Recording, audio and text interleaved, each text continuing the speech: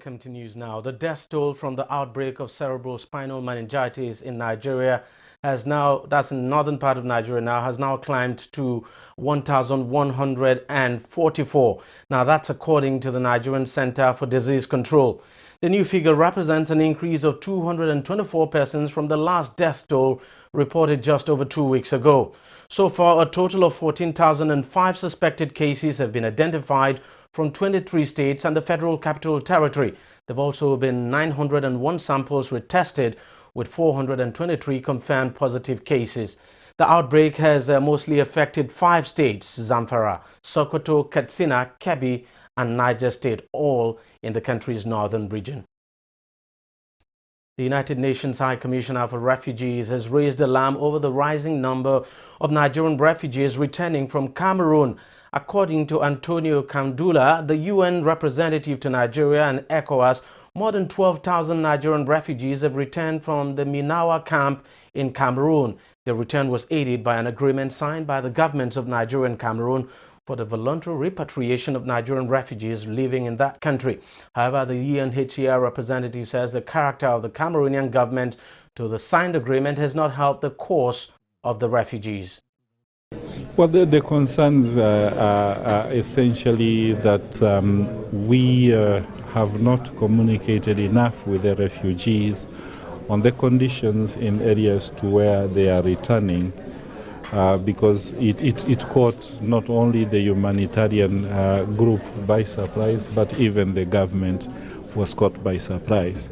Banki, which is essentially where they return to, is a town where the infrastructure and services are not yet capable of servicing so many people that have returned. Those that are returning, like you have had, it's a spontaneous, movement, and quite a number are taking shelter in Banki. Like I said, I was there sometimes during the Easter, and the camp was still very okay receiving those that were returning. But it's a very small town, and it is at the axis where we still have some active activities of Boko Haram. And I think in the wisdom of the government of Borno State, they felt that we shouldn't be having Nigerian massing along that corridor. That could attract maybe elements of the Boko Haram to fuse among them, and thereby begin to do certain things that are criminal. And recently, the government is involved in moving quite a number that have converged there into other IDPs. In Borno, we have about so many, at least 3 or 4 IDP camps. So maybe they are moving them into those camps so that the commencement of the tripartite program would now consider holistically how to deal with them, where to take them, how to provide the facilities, the funding, and things like that. Now, the Nigerian Army says it has averted a major crisis when it foiled an attempted suicide bomb attack in its barrack in Maiduguri, Borno State, northeast Nigeria. The Army in a statement said the intruder was shot while attempting to gain entrance into the barracks through a fence. The statement also confirmed an attack on an internally displaced persons camp which left 5 people dead. The deceased persons have since been buried. Hours after 3 people were killed in a clash between officers of the Nigerian Navy and the police in Calabar, south of Nigeria, both security agencies have assured that they are looking into the matter. The assurance came after an emergency meeting with the governor of Cross River State, Ben Ayade, who convened the meeting shortly after the incident. The crisis ensued after a Navy officer allegedly refused to stop at a police checkpoint despite being flagged down by police officers. The commander of the Nigerian Navy ship Victory, Commodore Salisu Jibril, says the erring officers have been arrested and will be prosecuted accordingly. Also, the State Commissioner of Police, Hafiz Inoa, says the fracas had nothing to do with the relationship between the police and Navy, adding that it was a misunderstanding among junior officers. Kano State Governor Abdullahi Ganduje has appealed for calm after a member of the House of Representatives representing the state was kidnapped in Kaduna, northwest Nigeria. Garba Dubunde, who represents Maila Take constituency in Kano, was abducted along Kaduna-Jere Road while on his way to Kano from Abuja. He is still being held by his abductors. Governor Ganduje, while confirming the incident, also urged the police and other security operatives to do all they can to rescue the kidnapped lawmaker. Now, there's been no details of any ransom at all, ransom demand now from the kidnappers. The Nigerian government has finally handed over the International Airport Road to the Lagos State government for construction. Now, the government approval, which was disclosed in the letter signed by Acting President Yemi Osinbajo, comes 3 months after the issue caused a rift between incumbent Governor Akinwumi Ambode and his predecessor Babatunde Fashola. Ambode has said his administration's plan to carry out a total reconstruction of the road had been frustrated by the Federal Ministry of Works, Power and Housing, headed by Fashola. Here's part of what Governor Ambode had said back then. The road linking the the bridge to the international airport, you all agree with me, is a national embarrassment. In the spirit of the regeneration and the urbanization that this administration has set out to achieve, we believe strongly that the image that is exhumed by the decadence on that road must be repaired. And we took it upon ourselves to appropriate in the 2017 budget that the House of Assembly should approve the total reconstruction of the airport road from the Oshodi to the international airport. The state already has a design of 10 lanes to come from Oshodi to the international airport with interchange and flyover that will drop you towards the local airport. The contractor is already set to go and everything has been set, it has been appropriated, and we already have the cash to do it.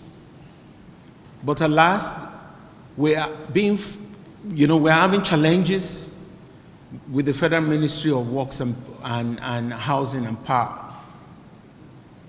This is a road that we believe is an internal road and it's not an interstate road.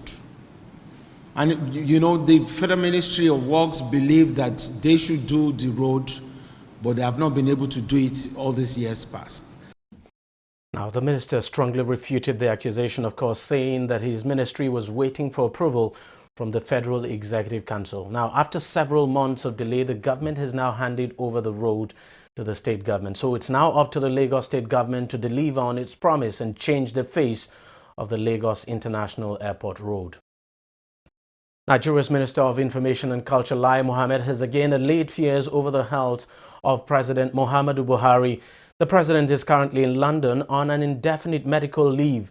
It's the second time he's embarking on a medical leave this year, following a similar 49-day absence between earlier this year. Now, his absence has again raised fears of the true state of his health, but Mohammed, that's the Minister of Information now, has assured that there is no cause for alarm. According to him, the president is in competent hands and will return at the order of his doctors.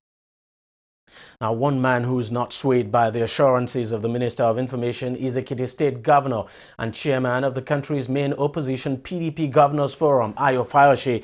He is calling on President Muhammadu Buhari to resign from office over his health. Fayose addressed a press conference in Lagos where he described the president's government as a failure. Tunji Olanikbekun has that story. He called this press conference to give his party's assessment of the 2 years of APC government. And in his usual outspoken manner, Governor Ayo Fayose berated the government as having performed poorly in all key sectors. 2 years of Buhari's change agenda of Buhari's presidency is what I describe as a misadventure for Nigerians. Regrettable, sad, and unfortunate. The experience of the last 2 years includes and expressly explained under the following headings. This government is a government of failed promises, deceit, and propaganda. Autocratic rule and human rights abuses. The government in 2 years has disregarded the rule of law, disobeyed court orders, and constitutionalities. Fayose is never known to be a fan of President Muhammad Buhari. He campaigned vigorously against him in the 2015 presidential election, and since Buhari was elected president, there has not been any difference in the governor's attack on the president. His redundancy is causing the economy and the masses. Not resigning and continuing to rule in his incapacitated state borders on his integrity. Since the president left, nobody has told us anything. Then something must be wrong somewhere. Part of democracy is accountability. Allowing others perpetuate oppressive, suppressive, corrupt actions and practices in his name because he's incapacitated certainly means he himself is allowing evil and corruption to thrive. It's been 2 years that the former ruling party reversed roles to become the main opposition party after its dramatic defeat in the 2015 general elections. The governor says his party will bounce back and retake power in the next election. But before then, he says the PDP will continue to provide a strong opposition to the ruling All Progressive Congress. Tunji Olanipekun, TV360, Lagos. Now, in a swift reaction, the government has shrugged off the demand of the Ekiti State Governor. Presidential advisor on politics, Babafemi Ojudu, dismissed the calls, describing them as disrespectful. He says Fayose should concentrate his energy on governing Ekiti State and not insulting the president. Now, days after he was seen addressing a huge crowd in his home state of Abia, self-acclaimed leader of the indigenous people of Biafra, IPOB, Nnamdi Kanu, has again broken another of his bail conditions. The IPOB leader, who has been tried at the Federal High Court in Abuja, was granted bail by the court earlier this month.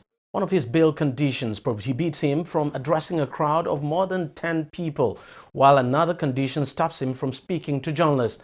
However, he has now broken both conditions within the space of 5 days. He was recorded granting an interview to news channel Al Jazeera and rebuffed suggestions that the interview is a violation of his bail conditions, telling his interviewee that, quote, "I don't care." A federal judge granted Kanu bail April 25th this year on health grounds, but with very stringent conditions. His next court appearance is scheduled for July 11th and 12th, and the issue of flouting his bail conditions might likely come up. Joining me now on the line to discuss this further is Libros Oshoma, who is a lawyer and a political analyst. Libros, thank you very much for joining us in News Now. Our first is, of course, Nnamdi Kanu will be in court on 11th and 12th of July. Do you expect this issue of his flouting his bail conditions to come up? Definitely. He knows that it will come up. I think he did this intentionally, wanting to challenge or confront the federal government, the authority, to see what they will do, because it is obvious that his incarceration has also increased his popularity and acceptability, and then also create awareness in the Biafra struggle. And then coupled with the fact that just last week also there were stakeholders discussions on the way forward for Nigerians as a nation, and then Biafra was conspicuously discussed. And so I see this as a way of Nnamdi Kanu trying to also, come to dare the federal government kind of to see what will happen. But definitely it's whether it will come up. I know the prosecution will raise it in court. How the judge will treat that affront also will go a long way in determining, how the matter will go. Now, we also know that a group known as the Southeast People's Assembly has actually written to the chief judge now of the Federal High Court, asking him to revoke the bail granted in Nnamdi Kanu. But, this clear and flagrant violation now, or disregard for his bail conditions, don't you think it will undermine our courts? How much do you think, or how far do you think it will go in undermining the authorities of our courts in this country, considering the fact that not quite long ago, I think sometime last year, a former militant leader, Tompolo, was actually summoned by the court, and he too has refused to, obey the court summon to appear before the court? You see, most of these people, their supporters and the country, they are branded as prisoners of conscience and freedom fighters for people who are fighting for the emancipation of their region. And so, to that extent, the trial by the federal government is seen as an attempt to muzzle opposition or to muzzle, freedom fighters. And so that's why, coupled with the fact that our institutions here are that strong, where you see even the federal government in some cases, flagrantly violate court orders. And then when you now have people who pretend to be superhumans, who had court followers, whether genuinely or otherwise, the tendency for them to want to violate court orders also is there. If you remember, Nnamdi Kanu was granted bail on health grounds, and then the conditions, bail conditions, a lot of people from the Southeast had complained about the bail conditions. I had thought that Nnamdi Kanu was going to apply, his counsel were going to apply to court to vary the terms of these bail conditions. But that wasn't the case. And I knew that these bail conditions, with the way things were going, at some point they were going to dare federal government and, flout the bail conditions. And so we are at that point, and like I said, depending on the step taken by the court in the next adjourned date, that will determine, to a large extent, the respect some of these militant groups or some of these acclaimed freedom fighters group will have for our court as an institution. Also, not to mention the fact that the federal government also, do you remember the case of Ezazaki and Sambo Dasuki? The federal government also is culpable, had intentionally also violated court order. So all of these are issues. And I know generally, largely, the people will now be discussing not the fact that Nnamdi Kanu had violated the bail conditions, but the fact that, the bail conditions in the first place were too stringent. But in the same vein, if the bail conditions were stringent, I didn't see anybody applying to court to vary them, because because they know that we will get to this stage. So I see it more as an affront. Well, finally, before I let you go, without sounding preemptive now, do you expect that the court might decide to revoke his bail altogether when the court seats July? Left to the court, I would see the court revoking those bail conditions, the heavens won't fall. But, like I said, the matter being more of a political matter than a legal matter, I also think some political heavyweights, political trading might, be done before then, and then I see some people throwing their weight around, and then some negotiations might, at the end of the day, gone into it, and so the court might, surreptitiously be asked to sub better, and then maybe just warn the accused persons.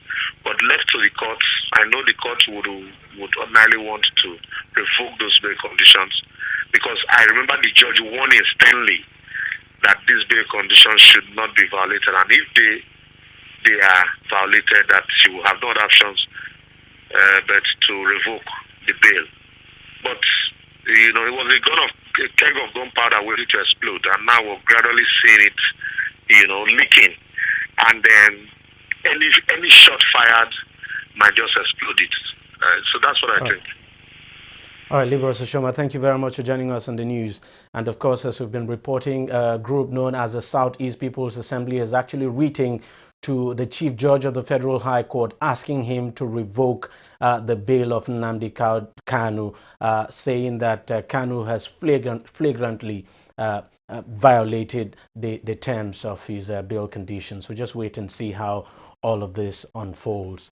Now, the Joint Admissions and Matriculation Board, JAM, has disclosed that about 80,889 results in the just concluded CBT UTME were not released, so they were seized. However, the registrar of the board, Ishaq Oloyede in Abuja, said about 1.6 million results out of 1.7 million that registered were released. Briefing journalists on the just concluded UTME in the country, the registrar said the connivance of parents and owners of examination centers and the intensity of malpractice was alarming, showing evidence of materials used in some centers for malpractice. He added that some centers across the country did not capture biometric of candidates, and so the reason why 640 candidates with problems will be made to write the examination again. He said withheld results will be released after further investigations. Concerning examination malpractice, the intensity is unbelievable. We have, yes, people, you can see the telephone, you can see somebody, look at these slippers, you can see somebody, and when you look at the slippers, you will see chemistry, A, B, D, and so on, that people give to them. Let me tell you, because some of you will have asked, how do they know A, B, C, D, and so on? What happened was that some of the CBT centers, particularly private CBT centers, some of them are not, they deliberately set up the CBT center for reasons other than examination. There are not in terms of number, but the intensity of examination malpractices, the connivance of parents. But before I go further into that, let me make it clear to everybody, there is no need to panic. If you belong to these 80,000 candidates, because 80,000 compared to 1.7, yes, it might be large when you talk of 80,000. Some, those who take JAMB or its equivalent in some countries in everywhere may not be up to 80,000. So it's because of our largeness that made 80,000 to be insignificant. It's a large number. We are not underplaying the fact, but for us, we want to thoroughly investigate what had happened. Now, residents from Ajao Estate, Isolo and Mafuluku communities in the Nigerian commercial city of Lagos Wednesday picketed the headquarters of the Ikeja Electricity Distribution Company over the continued distribution of what they described as estimated bills in their communities. Wielding placards with various inscriptions, the protesters accused the electricity company of ripping them off, demanding that the company starts the distribution of prepaid meters in their communities. Of course, we all are aware about what is going on in this country with regards to electricity. You are not seeing the electricity that is being generated or distributed. But beyond that is a deliberate, act by those in charge of electricity, distribution to continually rob the people of monies that belong to them through the fraudulent, use of estimated billing. And so much money is being taken from the people. This is another form of 419. It is 419. When you obtain something from people under the false pretense of giving something else that people never see. And so the people of Makoliko, you can see what you have here today is a blend of 3 communities, important communities in Lagos coming together to fight for their rights. You have the Oshodi people here, you have the Solo, and you have the Ajawe estate. They have had enough, and so we have come together to express our resentment, and our opposition to this constant act of brigandage and robbery against the Nigerian people. They are asking for they are asking for prepaid meter. That is the bottom line. On the government to order the agency that regulates the electricity distribution companies in the country to mandate them to start the distribution of prepaid meters. The government has a duty and a responsibility, because the fact that they have sold these enterprises, public enterprises, on the cheap, that they have sold it to private people, does not mean that government has completely removed its hands. Government has a duty, a responsibility. That's why you have the National Electricity Regulatory Commission, the NEC. It is there to ensure that Nigerians are not manipulated, that Nigerians are not benefit from the essence of their so-called privatization they have done. But what we have seen is the reverse. First of all, we are not seeing the electricity. 2, electricity that is not consumed by people are being charged to the people, and this is happening all over the country. This is a clear-cut case of collaboration and conspiracy between the government, represented by the minister and the Ministry of Power, and the private owners of the discos. If the government has sincerity of purpose, the first time all the discos say they want to do, they will monitor everybody 18 months. After then, they are giving them 1 year. After then, they are doing 4 months. If the government is sincere, they did not buy this thing. They license them. If you cannot talk to the people and let them do the right thing, then remove their license. De-license them. Give it to people who are ready to do. That's what is called CAPME, credit advance payment. So when they know they are not giving people, say okay, they say they don't have money. Government say okay, collect money from people. Maybe 25,000. How much you think the meter is worth?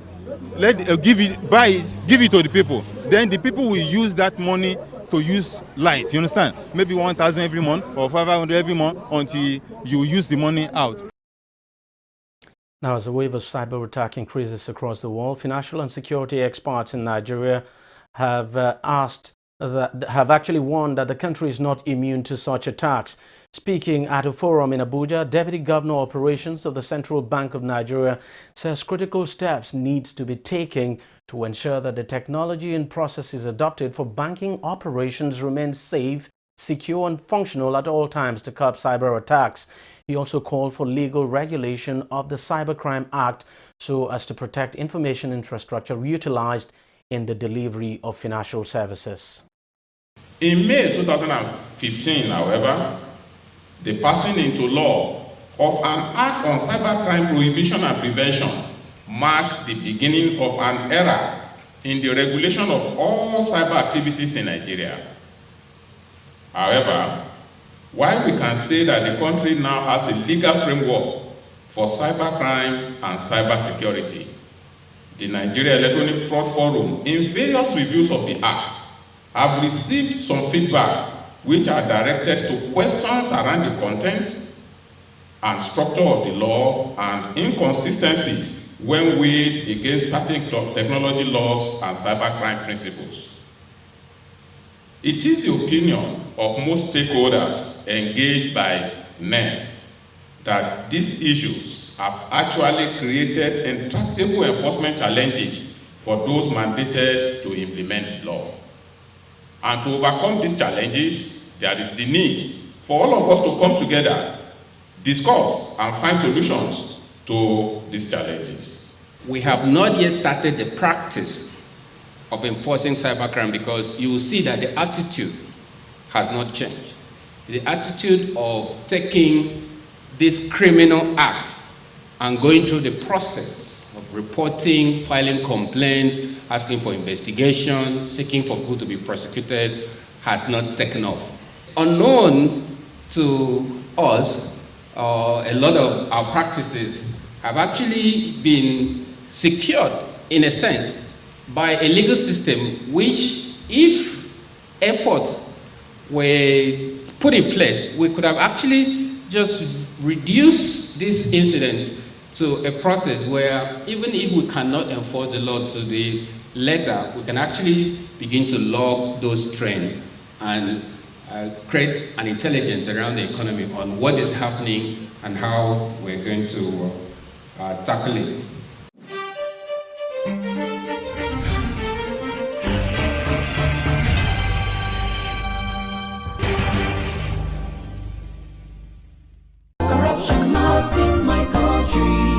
Hello?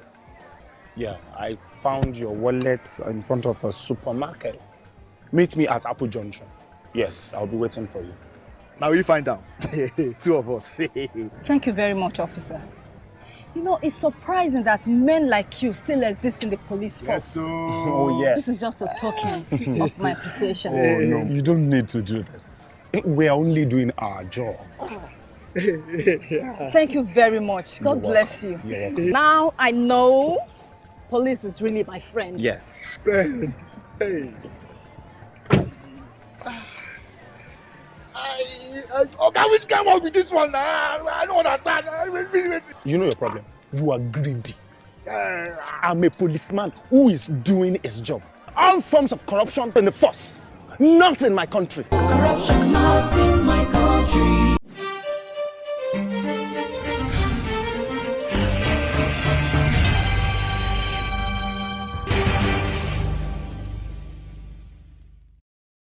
Welcome back. The Central Bank of Nigeria, CBN, has pumped in $482.6 million into the forex market as it continues its intervention. This is coming at a time when the country's reserve is experiencing a steady and gradual decline. The foreign exchange reserves fell to $30.49 billion as of May the 25th. It's the lowest level since April 18th and down 0.87% from a month ago. Acting President Yemi Osinbajo has signed 2 new laws that would help facilitate access to more affordable credit facilities for businesses in the country. A statement from his office listed the acts to include the Secure Transactions in Movable Assets Act 2017, otherwise known as Collateral Registry Act, and the Credit Reporting Act 2017.